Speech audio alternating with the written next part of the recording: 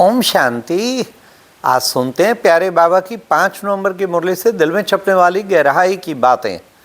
क्षमा चाहेंगे, आज जो मुरली अपलोड की थी बाय मिस्टेक वो कोई पिछली डेट की हो गई थी गलती लग गई। फिर आज टीचर बहनों का भट्टी था और हम जब भट्टी कराते हैं तो मुरली ज़रूर रिवाइज़ कराते हैं। मुरली रिवाइज़ कराया तो बहनों ने कहा आज की मुरली नहीं भाई साहब तो हमें बहुत वो हुआ। पर फिर कमेंट सेक्शन में देखा 2-3 को ध्यान गया, उन्होंने कहा आज की मुरली भाई साहब नहीं। तो मैं कहा क्यों मिस करें, हम पिछली वाली अब डिलीट कर देंगे और आज के मुरली जब 5 साल में एक बार भी मिस नहीं किया तो आज क्यों मिस करें। तो आप ध्यानपूर्वक सुनेंगे। आज की मुरली का गीत था तुम ही हो माता पिता, तुम ही हो बंधु सखा, तुम ही हो साथी, तुम ही सहारे, हाँ कोई ना अपना सिवा तुम्हारे। कितना सुंदर गीत, बाबा के सिलेक्टेड गीत थे ना, कितने अच्छे बनवाए हुए हैं। फिर बाबा ने आज कहा बार बार का आत्म अभिमानी बनना है। बच्चे आत्ममानी बनेंगे ना फिर औरों को भी आत्ममानी बना पाएंगे। देखो बच्चे, बाबा भी शिव बाबा भी आत्ममानी है, हर वक्त आत्मिक स्थिति में रहता है। फिर जिसमें प्रवेश किया उसको भी आत्ममानी बनाता है। तो तुम बच्चों को सदैव देही अभिमानी बनना चाहिए। देह अभिमान से ही सारे विकार आते हैं, तुम्हें देही अभिमानी बनना है। फिर आज बाबा ने कहा देखो बच्चे, मैं कलप कलप आकर के तुमको राजयोग सिखाता हूँ। तो तुम्हें कितनी ना खुशी होनी चाहिए कि शिव बाबा हमको आके पढ़ाते हैं। फिर बाबा ने कहा तुम बच्चे अब सुदर्शन चक्रधारी भी बनते हो। साथ साथ बाबा ने कहा देखो बच्चे, मैं तुम्हें आप समान बनाने की सेवा करता हूँ ना।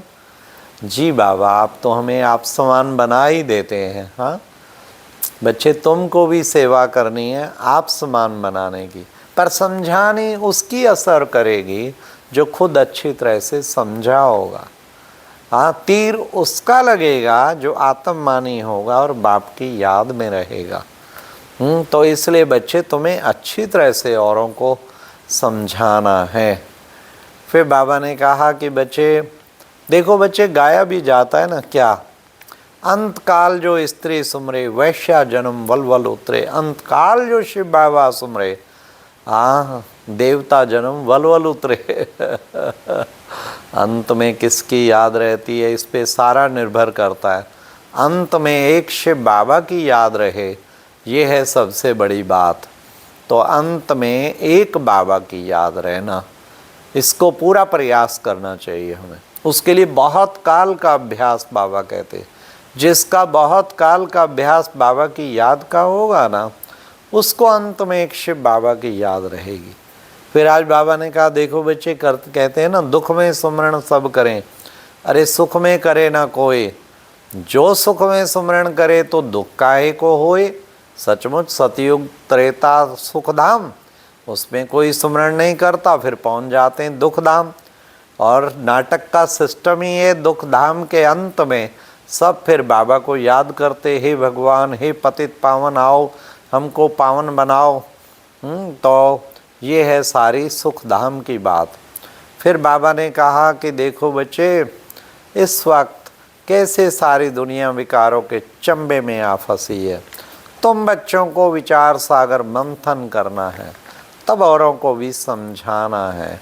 अच्छा बच्चे, बाबा ने एक बात खास कहा, अच्छी तरह से पढ़ाई पढ़कर पास विद ऑनर होना है। पास विद ऑनर होंगे जो पढ़ाई की चारों सब्जेक्ट पे पूरा ध्यान देंगे, ज्ञान मनन भी और योग खूब लगाना, और फिर धारणाएं दिव्य गुणों की करना, और फिर सेवा करना। तो बाबा ने कहा अंदर में सच्चाई का जौहर चाहिए। सच नहीं बोलते ना, अंदर कुछ बाहर कुछ, तो फिर बाबा ने कहा उसका असर फिर नहीं पड़ता। सच्चाई का जौहर चाहिए। फिर आज बाबा ने कहा मुख्य बात ये पवित्रता की, तुम याद से अब पवित्र बनते हो। पवित्रता तो सबसे ज़रूरी है ना। बाबा ने कहा हेल्थ वेल्थ हैप्पीनेस कहते हैं ना, तो बच्चे पवित्रता है तो हेल्थ वेल्थ हैप्पीनेस भी तुम्हें मिलेगी। तो बाबा ने कहा ये है कौन सी नॉलेज, पवित्र बनने की नॉलेज। फिर बाबा ने दोबारा कहा ये कौन सी नॉलेज है, ये है बच्चे मुक्ति, जीवन मुक्ति को प्राप्त करने की नॉलेज। फिर बाबा ने कहा देखो बच्चे, तुम पढ़ाई पढ़कर जैसे तुम पास विदानर होंगे तो तुम्हें अंदर में खुशी रहनी चाहिए। घर जाएंगे फिर आएंगे, पहले जाएंगे हम परम धाम की ओर और फिर वापस आएंगे। जाना है और आना है। अधिकतर आत्माएं तो वहीं रहती हैं, कितने वर्षों तक रहती हैं। आप देखो टोटल 800 करोड़ आत्माओं में से 700 करोड़ तो आत्माएं हमारे भाई घर में ही बैठे रहते हैं सारा कल्प। क्योंकि अभी कुछ 100 साल पहले ही देखेंगे केवल जनसंख्या जो है 100 करोड़ थी, 100-150 करोड़। ये जितनी आत्माएं उतर उतर के परम धाम से आ रही हैं, ये अभी उतर के आई हैं। तो बाबा ने कहा कि बच्चे देखो, तुम बच्चों को भी यही ध्यान रखना है। अब बाबा आया है, तुम बाप को याद करते करते स्वीट होम में चले जाएंगे। हमारा स्वीट होम है ना, कितना ऊंचा। बाबा ने कहा तुम पुरुषार्थ करते हो क्या पैराडाइज में जाने का। इसलिए बच्चे तुम्हें अपना कल्याण करना है। कल्याण करेंगे तो फिर औरों का भी कल्याण करेंगे। फिर बाबा ने कहा तुम भारत का ही नहीं सारे विश्व का कल्याण करते हैं। इसलिए बच्चे अभी तुम क्या हो, बाबा ने कितना सुंदर कहा, तुम हो रूहानी यात्रा पर। बच्चे इसको कहते हैं स्पिरिचुअल यात्रा। हाँ, तुम याद की यात्रा पर हो।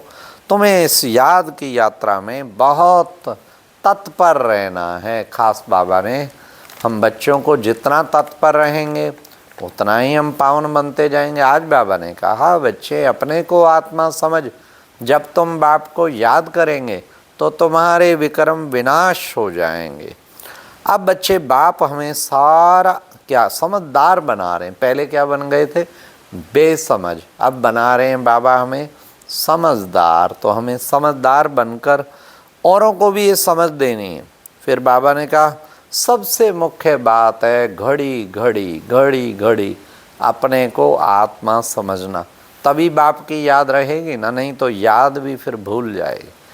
तो बाबा ने कहा तुम मेरे पास प्यार रखते रखते, तुम्हारा प्यार मेरे साथ, तुम प्यार रखते रखते मेरे पास वापस आ जाएं। बाकी कोई वापस नहीं जाता। भले बाबा ने कहा फांसी पे लटका क्राइस्ट को पर, लेकिन वो शरीर लटका ना, आत्मा यहीं रहती है। वो तो समझते हैं गॉड के पास चला गया, नहीं, यहीं चक्कर लेती रहती है। और अंत में फिर बाबा आता है, बाबा फिर सबको वापस ले जाता है। अभी बाबा ने कितना सुंदर कहा कि देखो बच्चे, ये फांसी पे जो चढ़ते हैं ना, चढ़ाने वाले भी कहते हैं भगवान को याद कर। वो भी समझता है भगवान के पास जा रहा हूँ, याद कर, लेकिन वास्तव में जाता कोई भी नहीं है। सबको वापस ले जाने वाला पंडा तो मैं ही हूँ। मैं आके सबको वापस ले जाता हूँ। बाबा ने कहा काले मृत्यु भी होती है, देखो बच्चे किसी भी टाइम हो जाती है। इसलिए बच्चे तुम बच्चों को क्या करना है, हाँ, अचानक मृत्यु हो, काल के चंबे में फंस पड़ते हैं, तो तुम बच्चों को पुरुषार्थ करना है। अब फिर हम बच्चे क्या कर रहे हैं, अपने राजस्थान में वापस जा रहे हैं।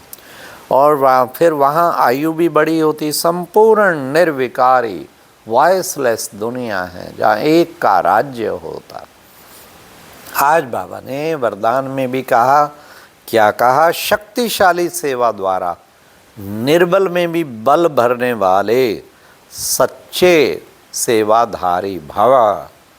बाबा ने कहा शक्तिशाली अगर स्थिति है ना, कोई भी ढीली ढाली आत्मा आएगी, ऐसा तीर लगाएंगे कि आपसे मिलने के बाद उसे लगेगा मुझे बहुत शक्ति मिल गई है। निर्बल में भी बल भर देने वाले, अगर किसी निर्बल में बल भर दिया और वो एकदम आपको मिलके उसकी मायूसी ख़त्म हो गई, उसकी उदासी ख़त्म हो गई, मुरझाइश ख़त्म हो गई, मगरूरी ख़त्म हो गई और वो खुशी में झूम उठा, तो आप सच्ची सेवाधारी हैं।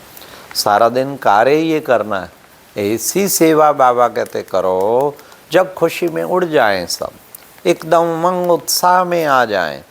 तो आज की मुरली में फिर स्लोगन भी था कि हर परिस्थिति में तीव्र, हर परिस्थिति को उड़ती कला का साधन समझ सदा उड़ते रहो।